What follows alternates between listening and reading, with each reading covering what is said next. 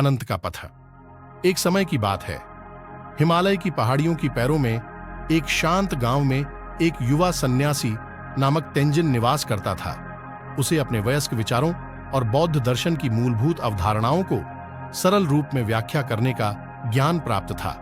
एक सुनहरे सवेरे जब तेंजिन बोधिवृक्ष के नीचे बैठा था, एक कालनीय गांव वाले उसके चारों ओर इकट्ठे हो गए, ज्ञान के खोज में।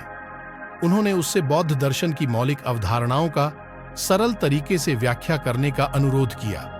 तेंजिन मुस्कुराया और आराम से बोला, कदम कदम परियोजना करें, जिंदगी को एक व्यापक और शांत झील की तरह जो दुनिया की सुंदरता को प्रतिबिंबित करती है। पर यह झील हमारी इच्छाओं, आसक्तियों और द्वेषों द्वारा उत्पन्न लहरों से व्याकुल हो जाती है। ये लहरें हमारे मन की स्पष्टता को अंधेरा करती हैं। गांव वाले समझ में आ गए जब तेंजिन ने जारी किया, बौद्ध दर्शन हमें इन लहरों को शांत करने की कला सिखाते हैं, हमें फिर से अपने मन की झील को शांत करने की अनुमति देते हैं। यह मेडिटेशन, सावधानी और दया जैसी प्रथाओं के माध्यम से प्राप्त किया जाता है। वह थमा उनके शब्दों को समझने के लिए, जिसके बाद वे जोड़ा, हमें अपनी आसक्तियों और इच्छाओं को छोड़कर हम पीड़ा से मुक्त होते हैं और अंततः अंतरंग शांति प्राप्त करते हैं।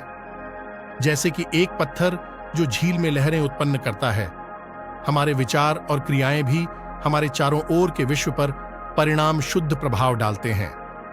सूरज हॉरिजन के नीचे डूबता हुआ गांव वाले तेंजिन को अलविदा कहते हुए उनके दिल हल्का हो गए और उनके मन को उससे भी स्पष्टता मिली। उनके शब्दों से प्रेरित होकर वे आत्मशोध और सच्चे साधना के अपने स्वयं के मार्ग पर निकले, जानते हुए कि रास्ता कठिन हो सकता है परंतु अंत में पुरस्कृत है। और इस प्रकार हिमालय की पहाड़ियों की पैरों में स्थित शांत गांव में बौद्ध दर्शन की अनंत ज्ञानवर्धक अवधारणाएं हमेशा से उन सभी के मनों और बुद्धियों को प्रकाशित करती रहीं जिन्होंने सत्य और आंतरिक शांति की खोज की। कृपया ध्यान दें कि मैं आपको अवैध वेबसाइटों का लिंक उपलब्ध नहीं करा सकता, लेकिन मैं आपकी सहायता के लिए यहां उपलब्ध हूं। आप मुझसे जो कुछ भी पूछ सकते हैं, उसमें मेरी सहायता के लिए आपको पूरा प्रयास किया जाएगा। कृपया मुझसे जो कुछ भी आपको चाहिए मुझे बताएं।